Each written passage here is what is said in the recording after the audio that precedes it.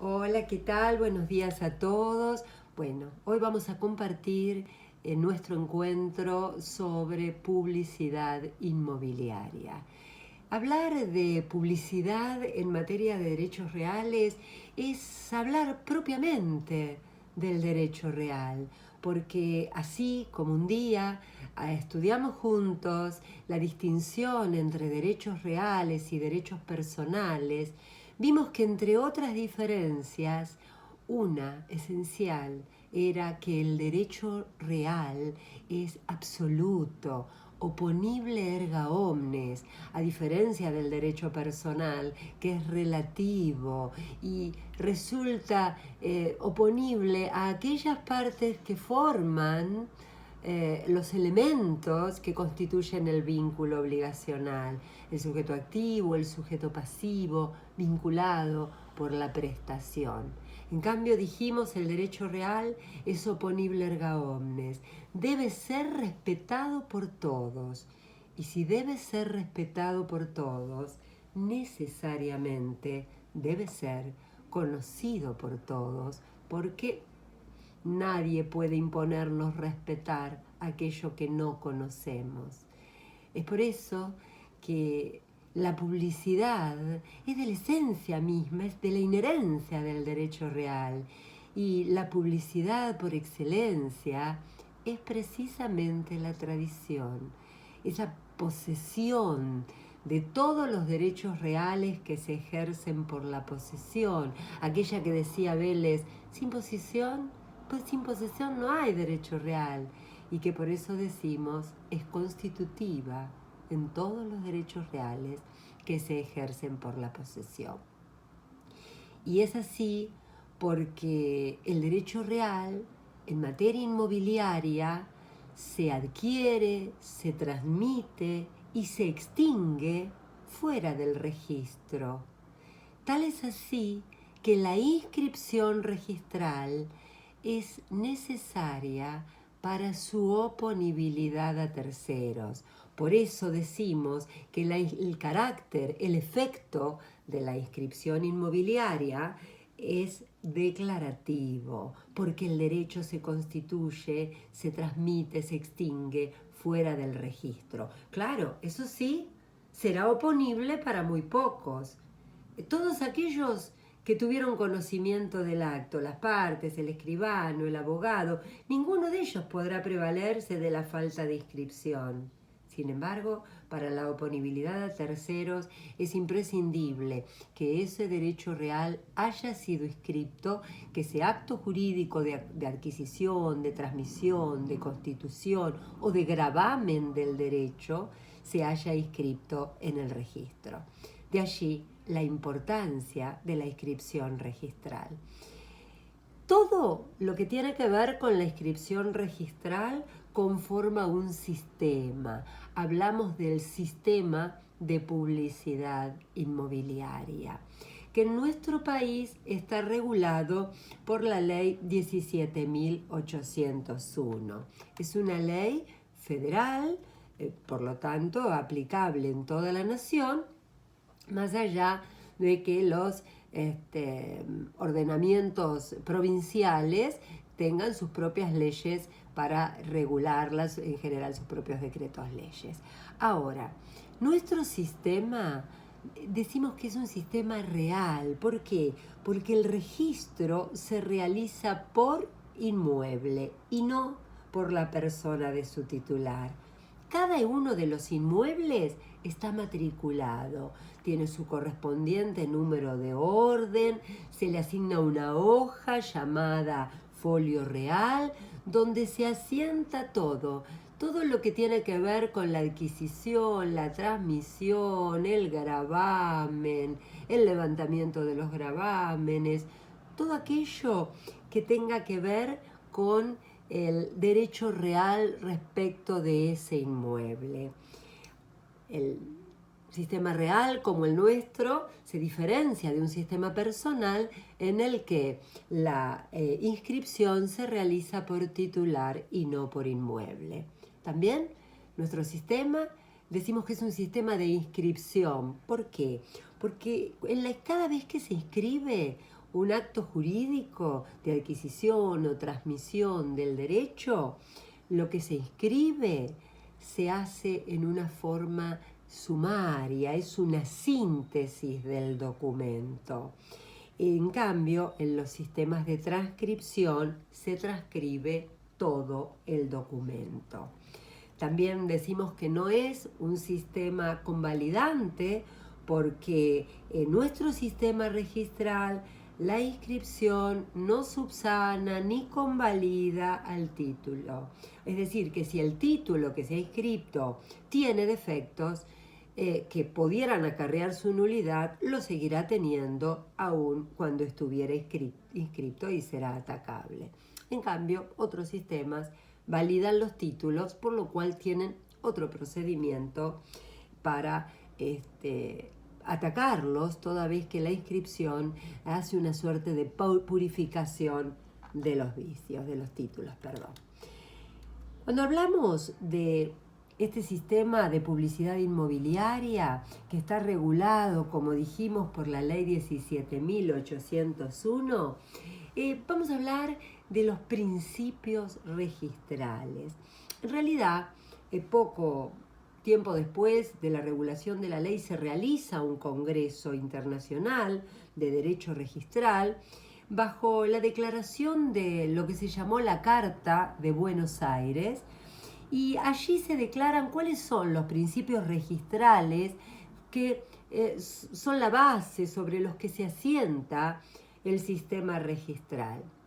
Estos principios que nosotros explicaremos en su esencia, sin que esto pretenda ser para nada una definición concreta del principio, es el principio de rogación. Quiere decir que el registro procede a solicitud de parte, no procede de oficio. Es decir, que siempre la intervención del registro es rogada, ya sea para lograr un asiento inicial, para las mutaciones registrales, para anotar embargos, anotaciones de litis, expedir certificados.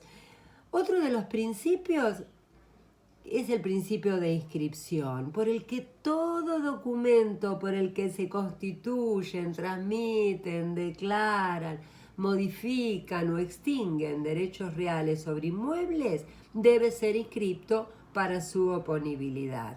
Esto es lo que prevé en el artículo 2 de la ley 17.801 y es lo que nosotros hemos ya explicado que es el efecto declarativo de la inscripción, su efecto de oponibilidad a terceros. Otro principio importante es el de presunción registral y es un principio que se infiere del artículo 22 y es un principio que implica que los asientos registrales se presumen veraces.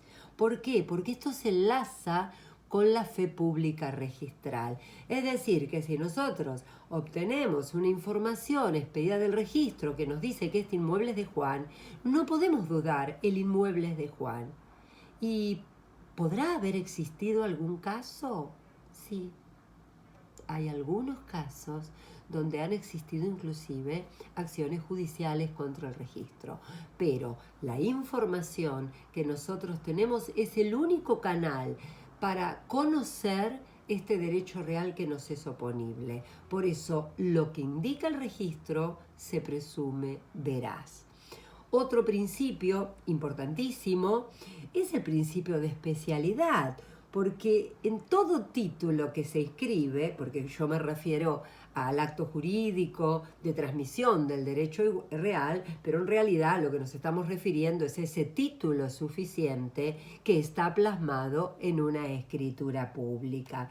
Y en todos los casos, ese título que pretende inscribirse debe estar, pero perfectamente individualizado en él, el inmueble, las medidas, las superficies, los linderos, la nomenclatura, todo lo que indique indubitablemente respecto de qué inmueble se está realizando esa inscripción.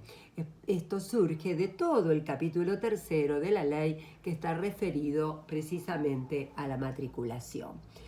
Es importante también el principio de legalidad, también llamado principio de calificación, que confiere al registro la facultad de examinar las formas extrínsecas del título que se pretende escribir.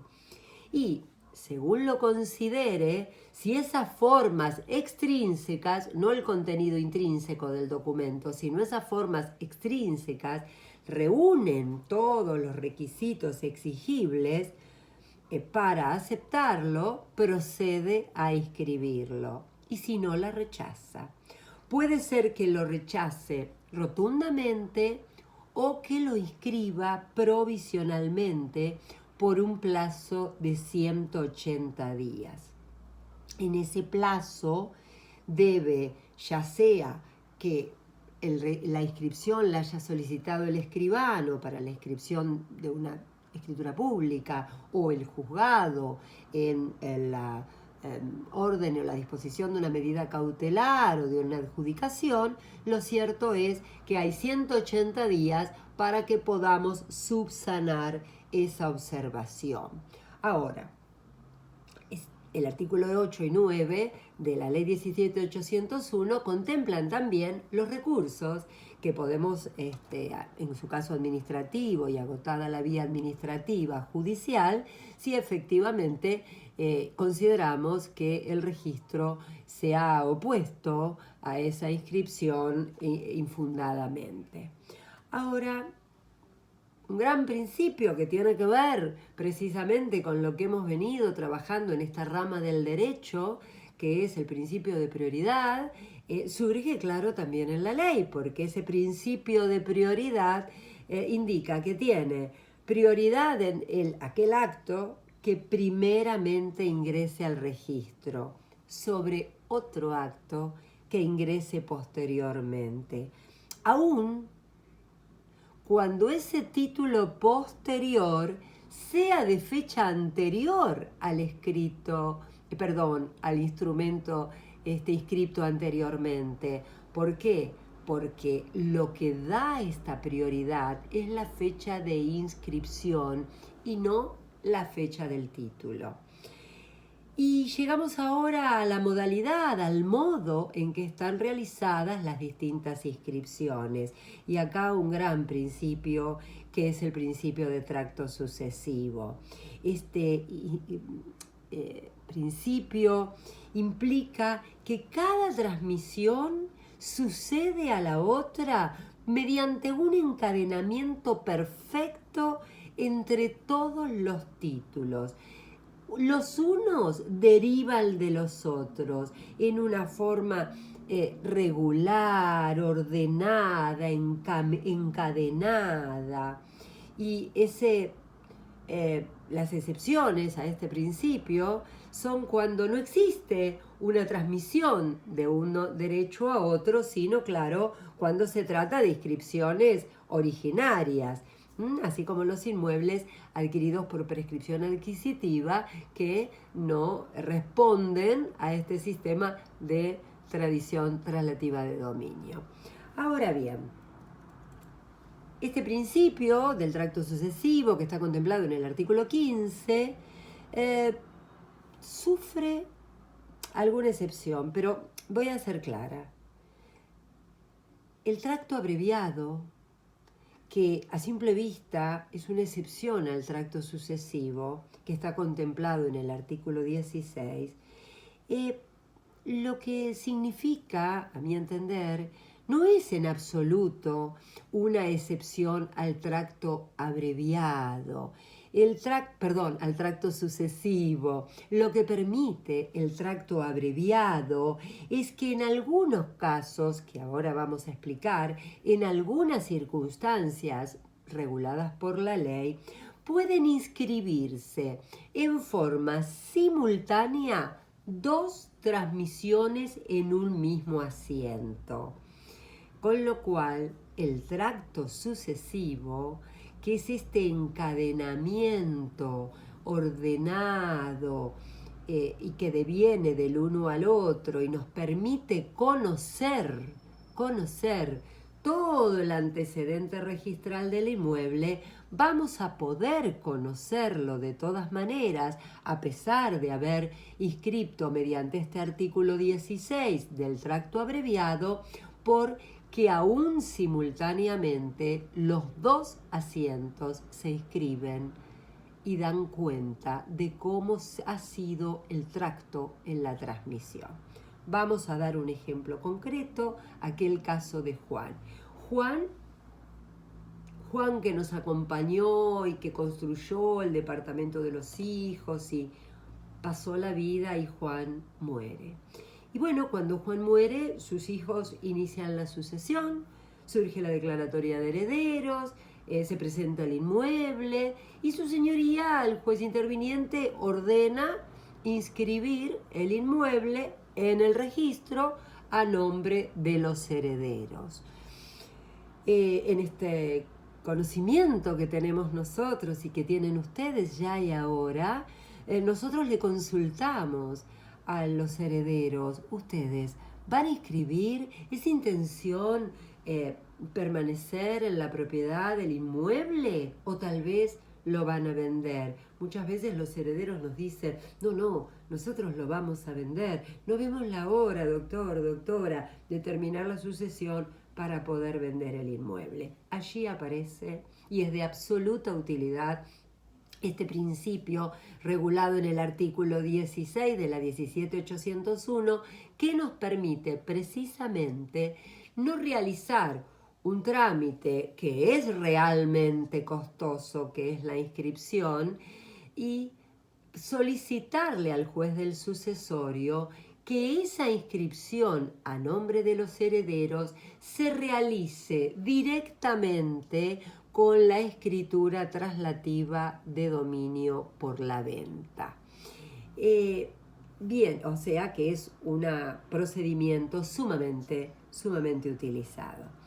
Otro principio, que es el principio de publicidad, bueno, surge de todo lo que hemos compartido, porque el objeto fundamental del registro y su finalidad específica es precisamente dar publicidad y conferir seguridad al tráfico inmobiliario. Abastece la buena fe de los derechos reales, que nosotros decimos la buena fe es registral. Yo no puedo alegar mi buena fe si no he obtenido los informes que me permiten conocer verazmente la información que consta en el registro. Y bueno, y como principio final decimos la presunción de completitividad o integridad, porque ¿qué significa? Que para nosotros, para todos los terceros, todo lo que existe está inscripto y es oponible a terceros. Lo que no está inscripto no es oponible. Y bueno, nos preguntamos entonces, después de ver estos principios generales que nos permiten interpretar el sistema, ¿qué tipo de documentos se inscriben? Esto es importante, porque a veces en el cotidiano dialogar y uno dice, bueno, se inscribe la transmisión del derecho. Claro, pero no olvidemos que siempre está plasmado en un instrumento público, porque estamos hablando de la materia inmobiliaria. Entonces, lo que se inscriben siempre son documentos. Y esto está sumamente expresado con claridad en el artículo 2 de la ley. Todos aquellos instrumentos que constituyen, transmiten o extinguen derechos reales. También los que dispongan embargos, inhibiciones y las otras providencias cautelares. Ahora, debe tratarse de instrumentos públicos, por lo tanto serán emanados del notario, que es precisamente el profesional cuyas incumbencias son la realización, el fedatario que realiza la escritura pública y tiene a su cargo la inscripción de esa transmisión adquisición del derecho real, y también los instrumentos judiciales, aquellas resoluciones judiciales que ordenen, dispongan, como es en el caso de la sucesión, que por causa de muerte este inmueble que pertenecía a Juan ahora va a ser de los herederos. Esto se da también en el caso de, por ejemplo, de las liquidaciones de la sociedad conyugal, cuando un inmueble se adjudica a uno de los cónyuges, pues entonces ordenará el juez la adjudicación, o sea, emitirá el documento que disponga la inscripción de la adjudicación a nombre del adjudicatario. Ahora bien, vamos a ver ahora tal vez una de las partes que a mí, cada vez que la expreso, cada vez que trabajo en ella, y es gran parte del trabajo que realizo, vuelve a maravillarme. Es el funcionamiento del bloqueo registral, también llamada la reserva de prioridad. ¿Qué significa el bloqueo registral? Es un procedimiento en virtud del cual el registro que emite la información, creo que para poder comprenderlos mejor, vamos a ver primero de qué manera nosotros tenemos acceso a la información que está contenida, que está registrada. Todos nosotros, no los escribanos, podemos pedir la información a través del informe de dominio, que nos va a dar cuenta del titular, del porcentual de titularidad, los gravámenes, las restricciones. Sin embargo, cuando un escribano solicita el certificado en función de realizar un negocio inmobiliario, en ese caso, ese certificado tiene un efecto diferente, tiene una magia, tiene una virtualidad que no tiene la expedición del informe. Ese certificado produce la prioridad de inscripción de ese negocio jurídico para el cual el escribano solicitó el certificado. Es como si ¿cómo no garantiza la inmutabilidad de todos los datos que el registro da a conocer. Garantiza que durante un plazo de tiempo, que será de 15 días en la ciudad, 25 días en la provincia o 30 fuera de la provincia, todo se mantendrá igual, inmutable. Claro, este funcionamiento no es fácil de transmitir así oralmente. Por eso me he permitido muy esquemáticamente y casi con un esquema infantil realizar un pequeño diagramita, como acostumbramos a hacerlos en nuestros encuentros en clase, que va para explicar este bloqueo registral. Esta es una línea de tiempo. Aquí está Juan, enajenante, María, que adquiere el inmueble. Cualquier costo, $50.000.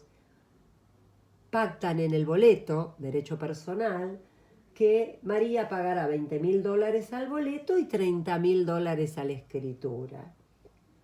Celebran el boleto el 10 de junio y dicen, vamos a escriturar el 10 de julio, a 30 días. Llevan a la documentación, el título de propiedad original, al escribano. Y el escribano solicita estos certificados cuya expedición produce el bloqueo registral.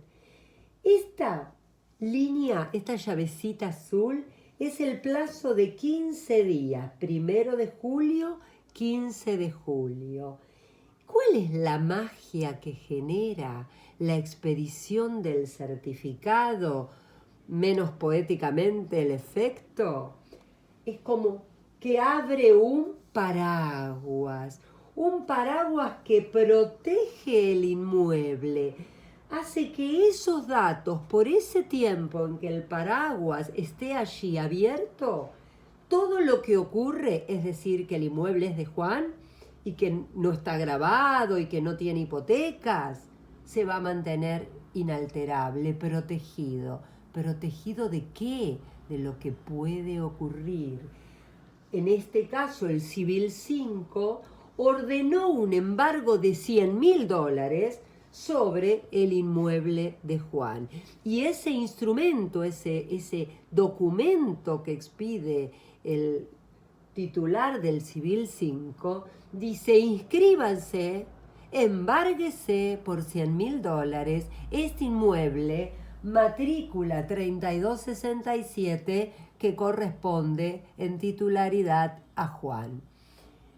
Sin embargo, como este paraguas está abierto, el gravamen no puede ingresar. Como las gotitas, igual que las gotitas, se queda allí suspendida en el paraguas. Y mientras tanto, es obligación del escribano otorgar la escritura traslativa de dominio, teniendo a la vista el título de propiedad y vigente los certificados, es decir, durante este periodo en el que se mantiene el paraguas. Realiza la escritura traslativa de dominio 10 de julio, dentro cualquiera de los días de estos 15 días. En nuestro caso, el 10 de julio. ¿Y qué se produce el 10 de julio?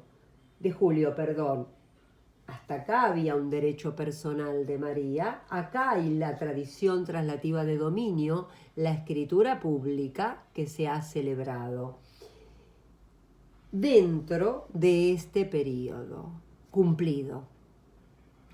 Pero, ¿qué ocurre? Falta la inscripción, no solo la celebración. Lo que ha ocurrido el 10 de julio es la realización, el otorgamiento de la escritura pública, pero falta inscribirlo aún. Entonces aparece un nuevo plazo de 45 días que va del 10 de julio al 15 de agosto. Ese nuevo plazo es el tiempo que la ley le concede al escribano para inscribir ese título.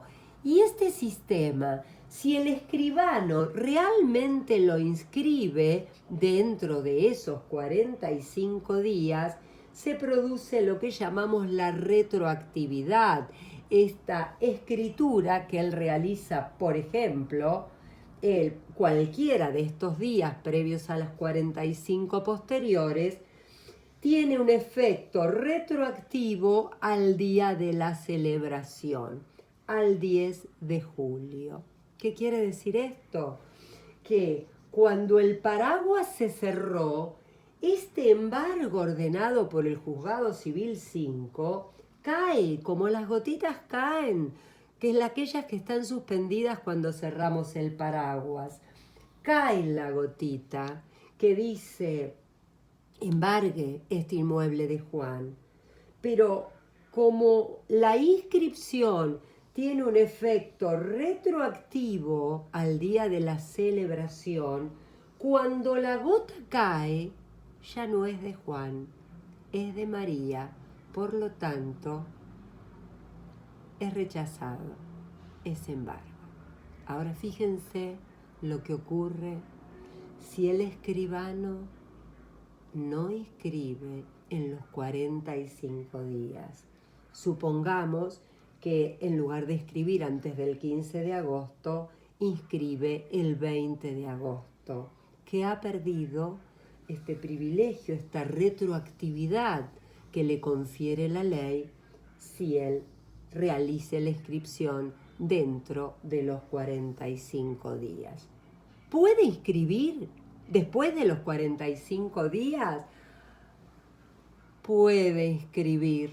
Así como les dije que no puede otorgar la escritura si no es dentro de la vigencia de los certificados, dentro de la protección de este paraguas, lamentablemente tengo que decirles que sí, que puede inscribir.